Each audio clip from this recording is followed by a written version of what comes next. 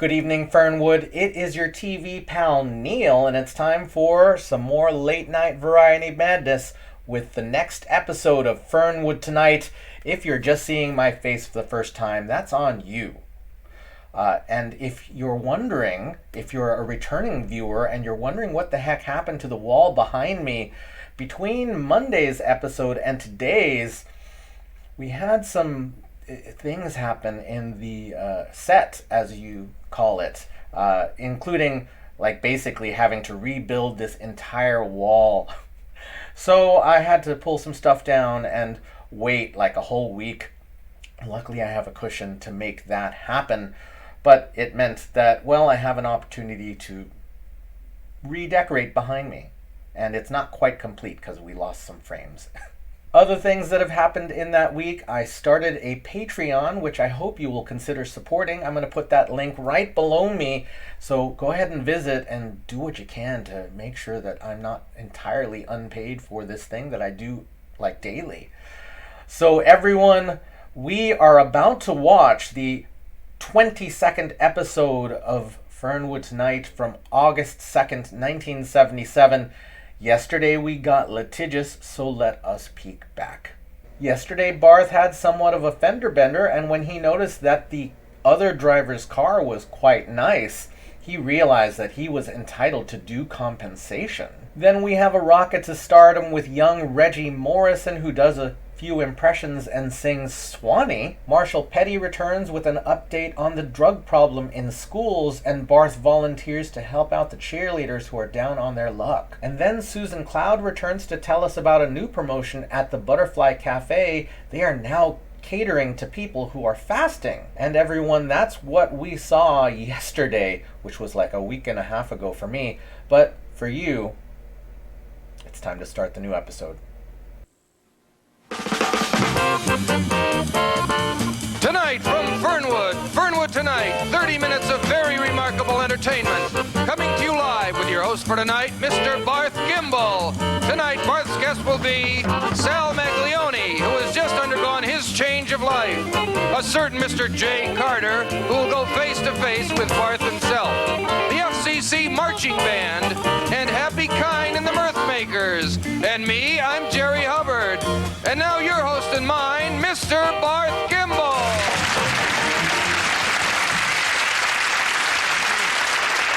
Thank you very much. Thank you very much. Good evening, and welcome again to Fernwood Tonight. I'm Barth Gimbel, and once again, I'm back in one of the good braces of Dr. Clarence Kenderly, the only licensed orthopedic surgeon in the Tri-County area. That case of whiplash I suffered a few weeks ago has flared up, do you believe it, again, and I'm as surprised as you are. I really thought my lawyer had it all cleared up, but that's the way it is. The show must go on, and that's that. And if anybody should instantly ask you just about this, just tell them you saw me wearing the neck brace tonight. I would appreciate it, and you might end up making a quick $5 witness fee for swearing to it someday in a court of law. Who knows? Oh, hi, Jerry. How you doing? Boy, you're a real trooper. You're on the job even with that, huh? That's what they pay me for. And you know, everyone here is really rooting for you. On my way up, I heard everyone in the building saying, "Will we be glad when that pain in the neck is gone?" You know, anyone else in your position might consider just staying home. You might even think about that. Letting me fill in for you here. Yeah, I'm sure you've thought of that, Jerry. Anyway, friends, and I know I think I can call you friends because, well, I don't know, I'm feeling a little sentimental tonight. You say how they all concerned, etc. I'm in pain, but I'm also moved. You remember that when this show first went on the air, I took the time to thank some business people who had helped to cushion my fall into a new town with some very thoughtful gifts? Never in my wildest planning did I dream that just ordinary viewers like yourselves would start feeling as if maybe, they too should send a gift to me. You people were not supposed to do that, okay? Of course, there's no law against it. But some of you people have been so darn nice that I just have to take a minute and show the less thoughtful viewers out there a couple of the things that you Christian ones have sent in. Now, I don't know if you remember this. I'm sure you do, Jerry. The other night, just in passing, I happened to mention that I love Brussels sprouts. Well, Mrs. Margaret Delsey, bless her heart, sent me this whole package of the little beauties. Isn't that something? That is something. And so the next time the urge hits me, all I have to do is just defrost and enjoy. Boy. Isn't that something? Thank you, Margaret. That's with the cheese sauce too, Jerry. Okay. So actually, if you had a steak or something along with it, it could be a meal in itself. Of course, Mrs. Delsey didn't send along any steak, did she? Narda Pike, who is in Candy Lee's Fascinating Females group, said she started thinking about what a Miami boy might need when that old Fernwood winter comes blowing in. And she sat down and knitted me a little blender cozy. Fits right over a juicer or a blender. And that keeps the juice from freezing up on those frosty mornings before you get a chance to drink it, which is a real pain. Oh, well. Maybe you can wear it as a little hat if you go out and throw snowballs. Could be, maybe. That's good. It's not Brussels sprouts, but it doesn't take up much room. You know what I could do? I could maybe make a Brussels sprout cozy out of this. What do you think? I'll throw out my little green friends. I'll just put those right... There's a thought. See if this fits. Let's see if it works. Well, maybe not. Okay. And a lady, this is even better, a lady who just signs her name Midge. First name only. She sent along some leather work that she does. First of all, this beautiful billfold. Isn't that something? Look at that. Place for all your cards and everything. That's not leather, though. That's just some sort of see-through plastic. How she does that, I don't know. You'd think the company made it. But thank you for that, Midge. Also, as I said, she does leather work. She sent along this little dog collar with some rhinestones on it. It's more like metal studs, actually. Kind of interesting, isn't it? She really loves the leather stuff. She also sent along this little mask. I guess it's sort of... ski mask or something like that. I don't know, sort of Star Wars-ish kind of thing. Look at that zipper over there. Oh, hi, Jerry. That's great. Kind of for some Halloween fun there. Yeah, I guess so. It's all for Halloween. Apparently, this goes together. It's color coordinated, so it's wonderful. Thank you very much. No return address or phone number. Maybe this is one of those kind of... Afro hairpiece, maybe. I don't know. Looks like that you could do that kind of thing with it. That's wonderful. Thank you. She also sends a little card that says, "Love your show. Just some things for your more private time." So I don't know what that means, but thank you, Midge. And maybe next time sign your whole name, huh? Before we have to beat it out of you. Okay. Hey, I'm only kidding. Just kidding. Now, I know from... I've read about this, and apparently there's a lot more role-playing involved here than actual violence, as I understand it. Although I don't want to encourage you people to send more gifts to me, I should say, if you're going to do it, let's remember to put enough stamps on the package, okay? Because the people here at the station have all been instructed, right down to the very last one, both of them. They are not supposed to pay any delinquent postage, all right? Okay. Now, moving along with the show, you know the Fernwood Community College has what many people consider to be the very finest marching band in the entire Tri-County area. You've heard them, haven't you, Jerry? Yes, I have. The football games, basketball games. Right. The trouble is they have to march up and down the football field because they're so large, and then during the winter on those basketball games, such a pain in the neck. You just get in, you get your coat off, like, come on, the band's going to play, and everyone has to get up and march out to the football field to watch them up and down, and then it's hardly worth it. Well, they also tried a thing, too, where they pushed the bleachers back into the wall to give them more room to move in there and just had the entire audience go outside. That defeats the purpose. They tried that, putting speakers so you could hear the music outside, and some people would just get in their car and go home, and it kind of defeated the purpose. A lot of them thought the game was over and didn't know what it was. And why was there a victory celebration when, of course, we lost? Well, that's right. We went 1-24 last year. Well, a lot of people bring their own flask, if you know what I'm talking about. So when they hear that whistle blow, let's move outside. What the heck? They think the game's over, and they're down to the drive-in for a pizza. They don't care. Absolutely. Well, there's one way to get them to stay, Jerry. That's right. There's not enough discipline in this world. In fact, if our coaches use this over there, we might do better than 1-24 next year. Who knows? They whip that team into shape. Whip them into, you hear that all the time. Some of those boys would be bandaged from head to toe before they even went on the court. Look at this. You know what they call this? No. A whiplash. And what do you call it? I wonder what I could get for this if I sold it. Tonight, at any rate, we have the band here, and we'd like to give them the recognition they deserve so very desperately. We want to have them perform one of their drills for you right here on our show. Band is here? Well, the whole band? Hear me out. I understand something happened. They were on their way back from Columbus and had some bus trouble. They traveled by bus. They have that big one. And we were going to have to schedule that for a later appearance, I think, the whole band. But we do have the head majorette and her brother and her boyfriend, because they were lucky enough to be traveling in a separate car. Unfortunately, their instruments were not traveling with them. They're still on the bus. Somewhere. I don't know where. Between here and Columbus, I guess that's where they were. But our own band, Happy Kind, the Mirthmakers here, would love to help out. I'm sure with some accompaniment. But as luck would have it, we don't even have the arrangements here. And Happy, you know, those guys that have their hands full just learning their own. So here, nevertheless, the best we could do is head majorette Janet Belcher and the heart of the Fernwood Community College Marching Band. Let's welcome them. Where are they?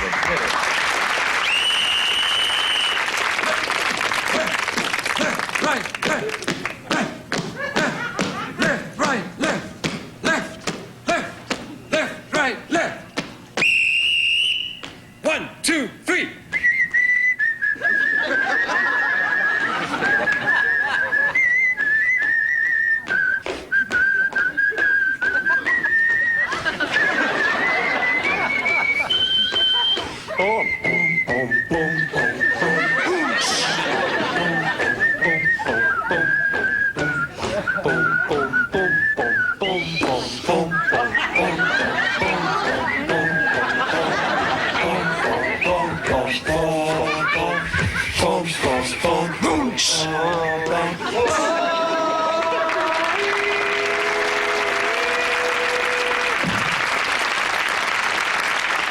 Why don't you come on over here and sit down? Thank you. We can lose the luggage.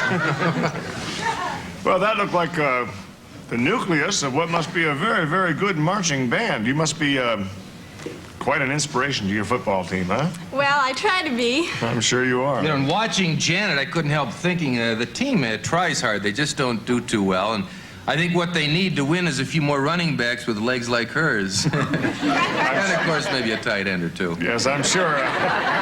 Jerry means that all as a compliment. Okay. It certainly must make losing games a lot easier, though, and kind of liven up those team parties, huh? I have to ask you, how long have you been twirling the old baton there? Oh, for about 8 years now. It seemed it. That's good. Well, I'm bored. We'll be right back after these words.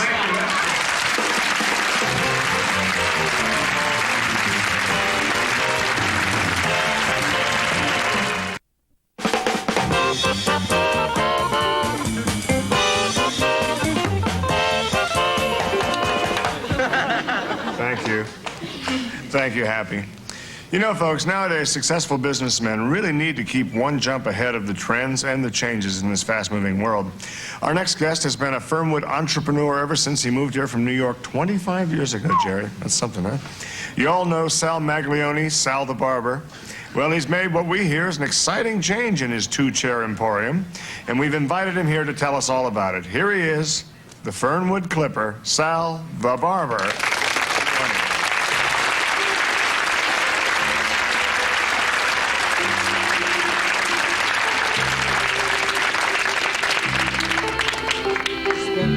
Down in those chairs, huh? Yeah. How are you doing, Sal? All right, all right. That's good. I understand the big grand opening is this Saturday. Now, what's that all about? Well, I'm no longer a barber shop.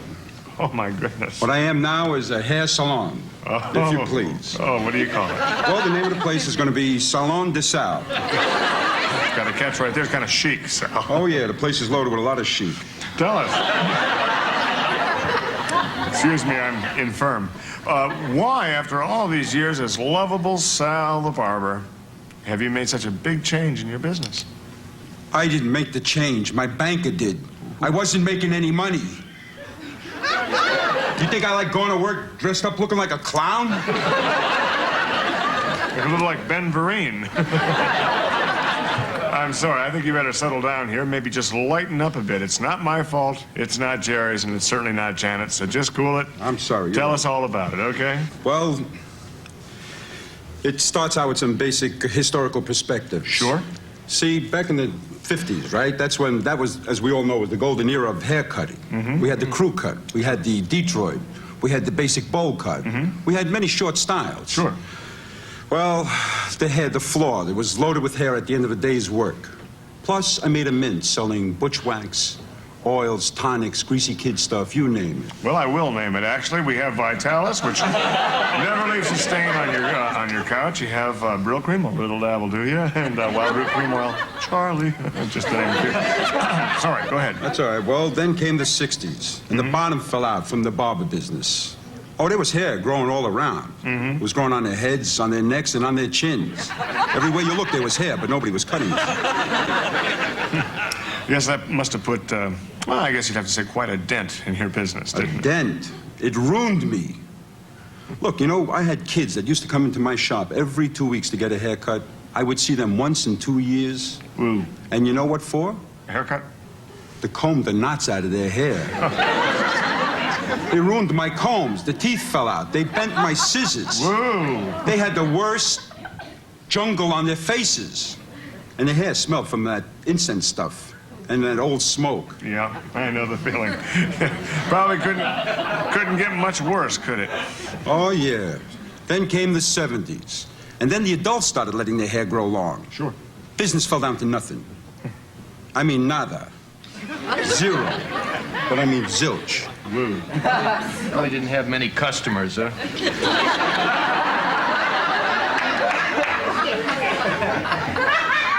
I think that's what he's driving at, Jerry. Well, I'll tell you. My chair started growing cobwebs. Ooh. Me and Mel, we did nothing. We just sat. Ah, well, the highlights of the day were when we would get up and shave each other. Yeah. Poor Mel, he was cracking up. I remember he was sitting on the kitty horse chair looking in the mirror, trimming around his ears and clipping his nose hairs. That's not only sad, it's disgusting. It's a shame, too, because Sal's barber shop, when I was a kid, I used to go there, and he gave you that extra little bit the other barbers would. He would brush out from under your collar all those loose hairs. He even had an elderly gentleman who took a whisk broom and brushed every bit of your coat or your shirt off afterwards, and he was there for many years until that incident where some young guy strangled him. Remember that? Threw him down the floor, and the police had to come and... It wasn't very pretty, that's for sure. No. Now we have all these people with hairy coats walking around, and we miss But them. now you got your hair blowers and all. It's this whole fancy style. Yeah, right? well, look, now people are getting their haircuts again. But do they go to their local barber? No. No. Barbers ain't good enough for them. They go to stylists, fancy schmancy, right? Yes, I see now. Well, that's why I changed the shop to a salon boutique. Oh, yeah. Sure. And I became a stylist. Jumping on the bandwagon. Well, you got it Gotta nowadays. join him if you can't fight him. Right. I put wood in the whole place. We built wooden booths. We put wood around the mirrors. We even got wood grain scissors. And, Got some new help down there, too, haven't you? yeah, well, we had to get the kitty horse chair out of there, too, which all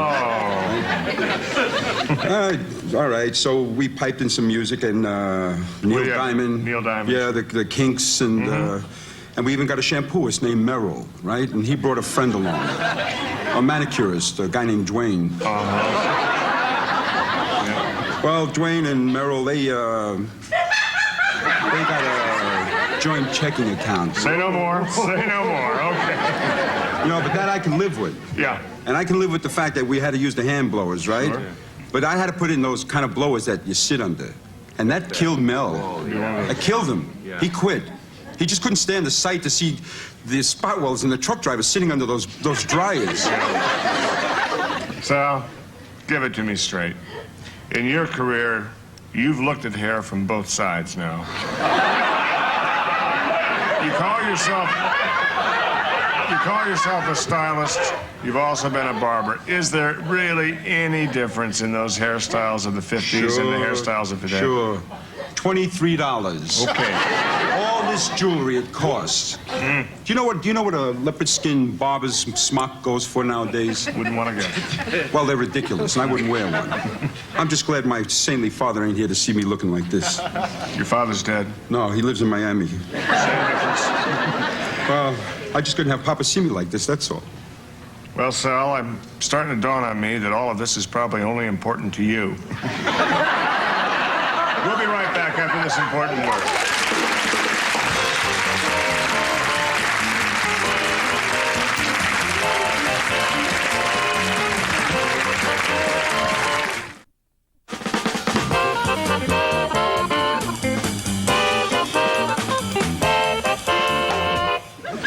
pretty happy. We're back. Something unprecedented happened here. I don't usually take personal calls on the phone, but a lot of you wonderful viewers out there have been calling in, especially this one here, in regard to my whiplash accident the other day. You know, when you're sitting here, Jared, just talking to the camera, you see a piece of plastic, you only hope in your heart there's real people out there caring about you as much as we care about them. And more times than not, there are, too. That's true, and I think the ratings bear us out on that. So. But got a lady here's called in, and this is going to be a great help to me in my cause here to make sure that the legally correct thing is done. This lady was a witness to the actual accident we talked about in the supermarket where I was whiplashed from being backsided by the shopping cart. Now, I know it's unprecedented. I would like to just ask her a few questions. We only have a second or so. I don't want to lose her because she's at a booth, okay? Yes, dear. You saw the whole thing. Fine. No, I went right into the certs and the Tic Tac. I certainly did hit it hard enough to hurt myself. What are you trying to say? No, I hurt myself. I realized I was standing up afterward, but that was... It was not a nudge, it was a shove. No, a whiplash, I know I stood up and walked out to the parking lot. Whiplash does not show up sometimes for hours. There's a shock element, too. There is... Jerry, would you talk to her and put some sense in her head? Yes. I hope she's a legal witness. Ma'am? Well, Mr. Gimbel is justifiably concerned and upset here. Yes. Well, how many accidents were there? Well, did you see this particular one? Tell her the one in the aqua suit. He's wearing the aqua suit. If she turns on right now, it's the same suit. Yeah, he happens to be wearing the same suit. Yeah. Well, Tell her I've had it cleaned since. Yeah, what do you mean you didn't see him legally? You either saw him or you didn't. That's right. Well, she wants to talk to you, something about an appearance on the show. All right, you're saying you are a singer? Okay, we understand you are a singer. Did you see me legally? Yes, we have singers on the show. There's no question about that. You did see it or you didn't? We could use a singer anytime. Yes, dear. We could always use a singer. You did see it legally. You would sign a paper to that? If you use the band as well, of course you could use the band when you're here. But did you actually see it? Would you sign a paper to that effect? More important, what she stated on the show for the public to hear. Exactly. Would you go so far as to do what Jerry just said, which is stated on the show, if you got the band and could sing? One number. 1 for 3. No. We've never had 3 numbers. I've never done 3 numbers, and I'm the host. One song, maybe a second after the settlement. Okay, we'll do one before the court trial and the settlement, and then, yes, we could do one afterward. Sort of a celebration number. Okay, fine. Could you call back later on? Okay, because we're running short. Okay, thank you, dear, and don't forget what you've made up and said. Okay, fine. The wheels of justice. I turned a little quickly that time, and the pain is really setting in as the case gets richer. Janet, you're a wonderful twirler, and I'm sure something else as well, and you'll show us that someday, sometime. Make someone a wonderful wife. Who knows what you could do. Thank you. Sal, best of luck with the grand opening on Saturday. I think I'll come down for a little trim there. You can tell he's got a lot of bright ideas, because no grass grows on a playground. Jerry, thank you so much for helping me field that call. Happy Kind and all your mirth men. Wonderful. See you tomorrow night. Thank you. It's everything you saw.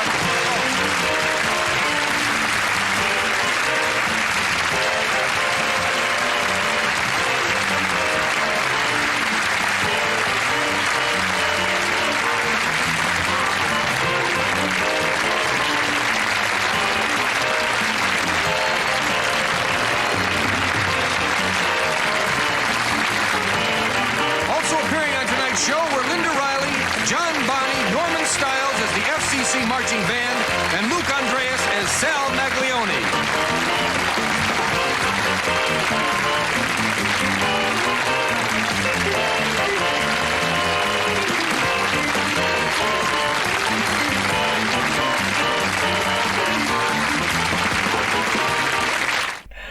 Well, it's good to be back and watching again, everyone.